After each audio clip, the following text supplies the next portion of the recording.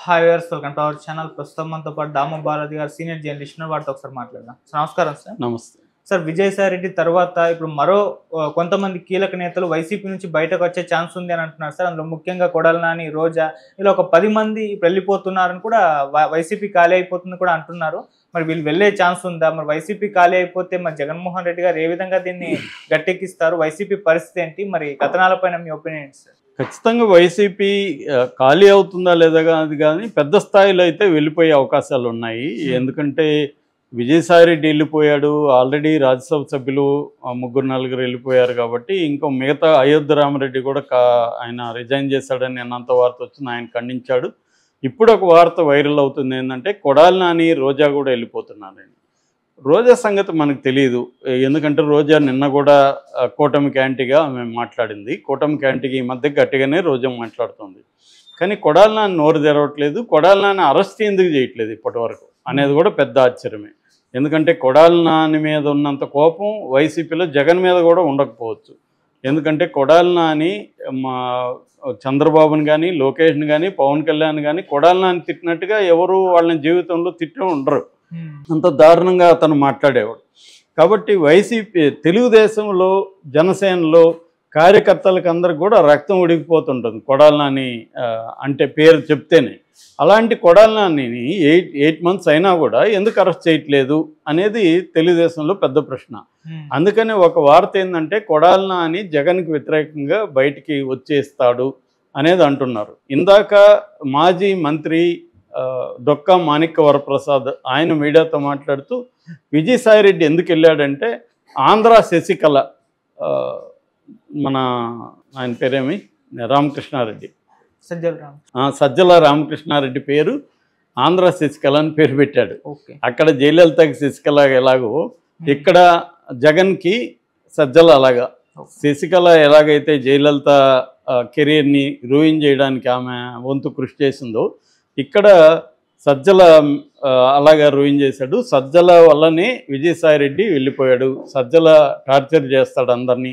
ఎందుకంటే ఇదే మాణిక్య ప్రసాద్ గతంలో వైసీపీలో ఉన్నాడు, ఆయన కూడా చాలా బాధపడ్డాడు. చివరికి నాకు ఎవరైనా అపాయింట్మెంట్ ఇప్పించండి అయ్యా బాబు జగన్తో అని కూడా ఆయన పబ్లిక్గా కూడా అడిగాడు. సో అందుకని ఇప్పుడు ఆయన కూడా అది చెప్తున్నాడు. అంటే వైసీపీలో అందరినీ ఇబ్బంది పెడుతున్నది సజ్జలే అనేది ఇప్పటికి కూడా అందరూ చెప్తున్నారు, వైసీపీ వాళ్ళు కూడా. కానీ జగన్ మాత్రం సజ్జల్ని దూరం పెట్టట్లేదు. ఇప్పటికీ సజ్జల్ని రైట్ హ్యాండ్ లాగానే ఉంటున్నాడు. జగన్ పతనానికి కారణం సజ్జలే అని అందరూ చెప్తున్నప్పటికి కూడా జగన్ మాత్రం బయట పెట్టట్లేదంటే జగన్ ఏమీ నేర్చుకోలేదు గతం నుంచి, జగన్ అలాగే బిహేవ్ చేస్తున్నాడు. అందువల్ల మొత్తం ఖాళీ అయిపోతారు అనేది మాణిక్య వరప్రసాద్ కూడా చెప్పాడు తెలుగుదేశం. అట్లాగే తెలుగుదేశం నుంచి చాలామంది కూడా ఇప్పుడు పోస్టులు పెడుతున్నారు. వాళ్ళందరూ కూడా ఏమంటున్నారంటే ఇటు జనసేన, తెలుగుదేశం, బీజేపీ కానీ డోర్లు ఓపెన్ చేస్తే అటు నుంచి మొత్తం వచ్చేస్తారు. ఈ డోర్లు ఓపెనింగ్ కోసమే వెయిట్ చేస్తున్నారు. ఎందుకంటే ఇప్పుడే అందరినీ లాగితే జగన్కి సింపతి వస్తుంది, అందరినీ వీళ్ళకి అవసరం లేకపోయినా కావాలనే తీసుకుంటున్నారు అనేది ఒకటి. రెండు, వాళ్ళందరినీ తీసుకొని వస్తే ఇక్కడ జనసేనలో తెలుగుదేశంలో ఉన్న నాయకులకి చాలామందికి ఇబ్బందులు వస్తాయి. ఎందుకంటే లోకల్గా ఆయా ఏరియాల్లో వైసీపీ నాయకులతో గత 5 ఏళ్లలో వాళ్ళు అనేక ఇబ్బందులు ఎదుర్కొన్నారు. వాళ్ళు ఇప్పుడు వచ్చితే వాళ్ళతో కలిసి వీళ్ళు పనిచేయడానికి రెడీగా లేరు. ఆల్రెడీ మనం చూసాము, చాలా చోట్ల జనసేన వాళ్ళు చాలా తీవ్రంగా వ్యతిరేకిస్తున్నారు, వైసీపీ వాళ్ళు వ్యతిరేకిస్తున్నారు, తెలుగుదేశం వాళ్ళు వ్యతిరేకిస్తున్నారు వాళ్ళు రావడం పట్ల. అందువల్ల కూడా వీళ్ళు ఓపెన్ చేయట్లేదు. ఓపెన్ చేస్తే మాత్రం వాళ్ళు వచ్చేస్తారనేది టాక్ నడుస్తుంది. సో ఇప్పుడు కొడాలి తర్వాత వల్లభనేని వంశీ ఇంకొంత మంది కూడా బయటికి వచ్చేసే అవకాశం ఉంది. అంటే ఒకవేళ తెలుగుదేశం జనసేన డోర్స్ ఓపెన్ చేయకపోయినా మేము రాజకీయాల నుంచి విరమించుకుంటున్నాం అని చెప్పైనా బయటకు వచ్చేస్తారు. ఎందుకంటే మనం పోసాన్ లాంటి వాళ్ళని చూసాం రాజకీయాల నుంచి విరమించుకుంటున్నారు. వీళ్ళందరిది కూడా మనం నమ్మలేం. మళ్ళీ జగన్ వస్తాడు అనుకుంటే అటు జంప్ అవుతారు, వీళ్ళు మళ్ళీ రాజకీయాల్లోకి వస్తారు.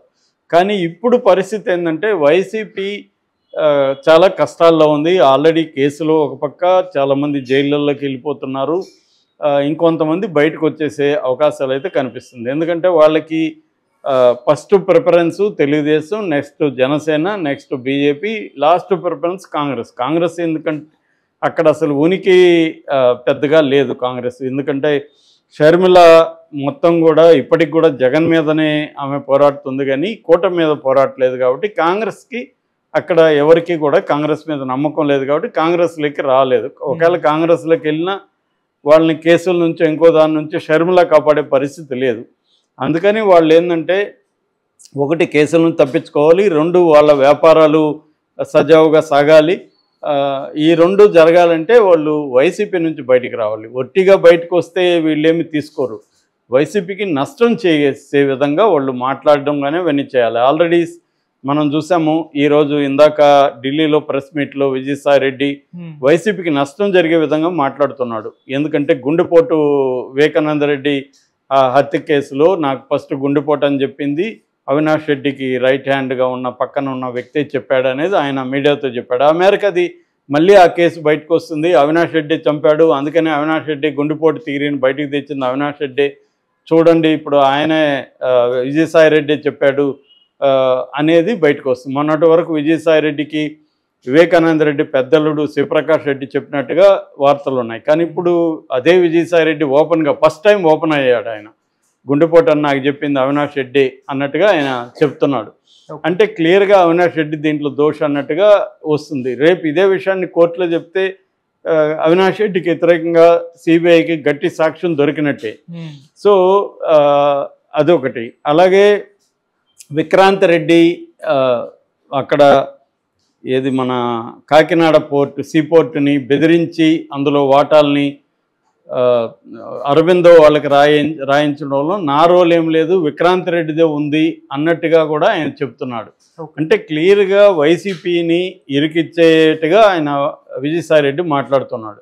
సో అలాగా రేపొద్దున కొడాలి నాని వీళ్ళందరూ కూడా బయటకు వచ్చి జగన్కి వ్యతిరేకంగా కానీ మాట్లాడడం, లేకపోతే పోలీస్కి విచారణలో జగన్కి వ్యతిరేకంగా వీళ్ళు కానీ స్టేట్మెంట్లు ఇస్తే మాత్రం జగన్కి చాలా ఇబ్బంది. ఎందుకంటే జగన్ మీద రకరకాల కేసులు ఆల్రెడీ ఉన్నాయి.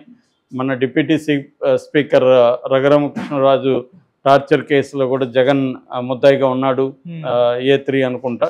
సో అలాగా వీళ్ళందరూ కానీ అప్రూవల్కి మారితే జగన్కి గట్టిగా వ్యవహారం ఉంటుంది. ఎందుకంటే ఇప్పుడు ఒకటి చంద్రబాబు ఆలోచిస్తుండేది ఏమంటే జగన్ని అరెస్ట్ చేస్తే సరిపోదు, అరెస్ట్ చేస్తే ఒక నెల 2 నెలలు ఉండి మళ్ళీ బెయిల్ మీద బయటకు వస్తాడు.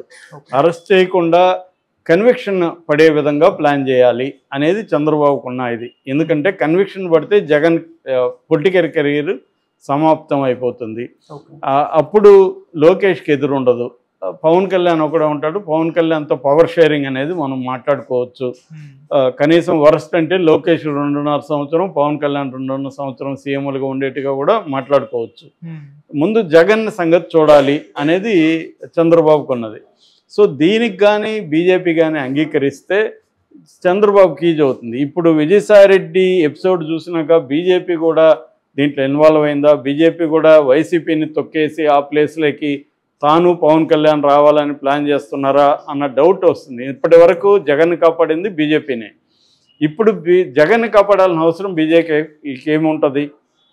బీజేపీ కానీ ఒకసారి డిసైడ్ అయిందనుకో, జగన్ బలహీనంగా ఉన్నాడు, చంద్రబాబు స్ట్రాంగ్గా ఉన్నాడు, చంద్రబాబు మనకు అనుకూలంగా ఉన్నాడు, ఎక్కడ గట్టిగా మనకు యాంటీగా ఏమీ మాట్లాడట్లేదు, ఏమీ చర్యలు లేవు. రెండోది ఇండియా కూటమి వైపు చంద్రబాబు వెళ్ళే పరిస్థితి కూడా లేదు.